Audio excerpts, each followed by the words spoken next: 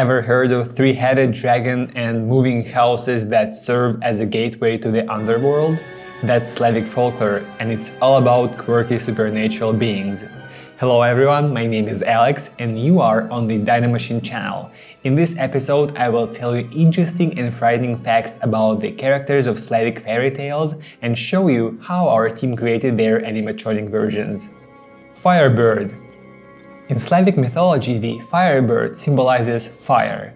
Its counterparts in other mythologies are the phoenix and the Beno bird. Catching a Firebird is one of the tasks that the main character of the fairy tale must complete.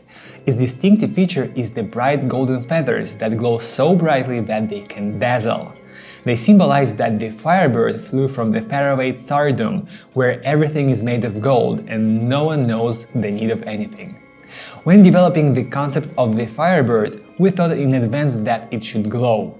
In order of this glow to be as bright and interesting as possible, we have selected a special light-transmitting material as a coating. We also thought out in advance which elements we would animate. In this case, these are wings and a beak. As I said, the Firebird came from the faraway Tsardom. This is not just a description of some distant country, but another world.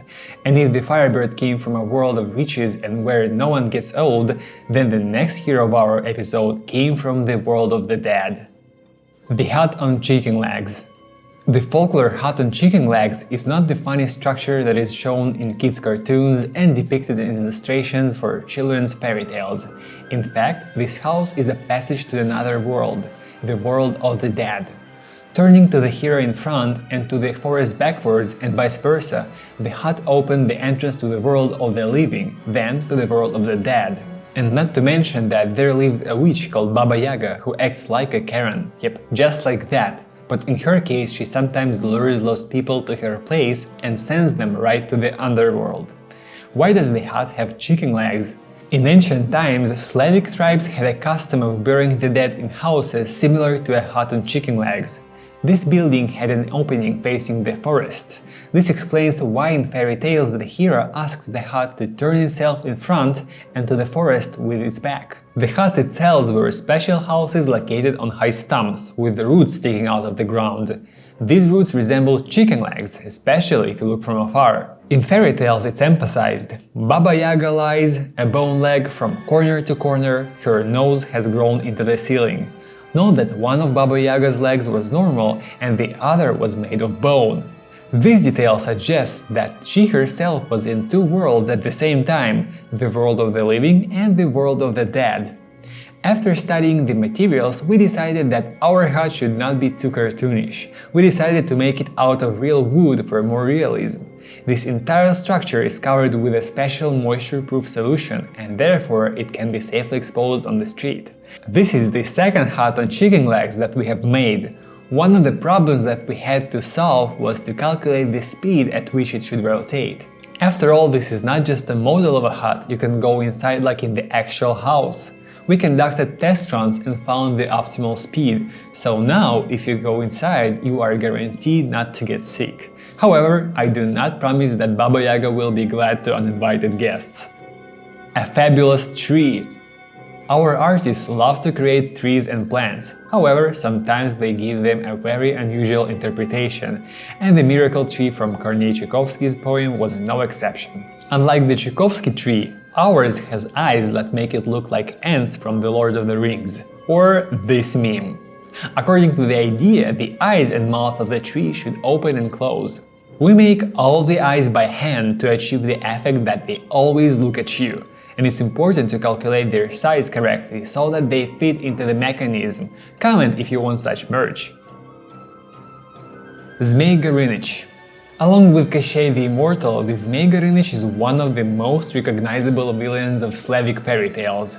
The Soviet folklorist Vladimir Prop searched for the origins of this image in ancient myths and came to the conclusion that initially the Zmei was an important element of the initiation ceremony, when a boy became a man. When the rite itself became a thing of the past and the myths turned into fairy tales, the Zmei began to be perceived only as the enemy of the main character. In fairy tales, the Zmei performs two functions. It drags people into the realm of the dead or guards the border between worlds. The border usually runs along the fiery river, where the hero fights with Gorynich. As a rule, fairy tales do not describe the appearance of a Zmei. We know what a Zmei looks like, but we do not know it from fairy tales. If we wanted to draw a snake based only on the materials of a fairy tale, it would be difficult. Vladimir Prop.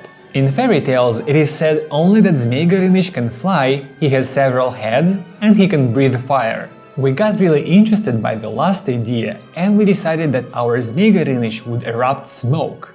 When creating Gorynich, we were helped by the experience of developing animatronic dinosaur models. This made it possible to make it more anatomically correct, even with the correction for wings and 3 heads. At the request of the customer, we can make his eyes glow, but for now we have reserved this detail for another character in the fairy tale. Leshy. In Slavic mythology, a Leshy can take the form of an anthropomorphic creature. Moreover, he can appear to a person in the form of his relative or acquaintance. It is possible to understand that it is the Leshy in front of us by the absence of a shadow. Leshy is the master of the forest and possesses great power. He can speak like a human or make strange sounds like the cracking of wood or the howling of the wind. We decided to make the Leshy more anthropomorphic. For more realism, his hair is made of caniculum, and his other distinguishing feature is his eyes.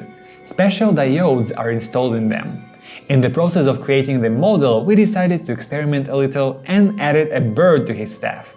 Snow White is not the same anymore. The clothes of the Leshy have a special coating that allows it to be displayed on the street along with the rest of the figures. Each of the characters of Slavic fairy tales has its own story, which can frighten an unprepared reader, but what you can't deny them is that they are memorable, even if you only read these fairy tales as a child. Making characters from Slavic fairy tales turned out to be a kind of a challenge for us, but it is for such unusual projects that we love to take on. Comment what other characters you want to see in the next videos.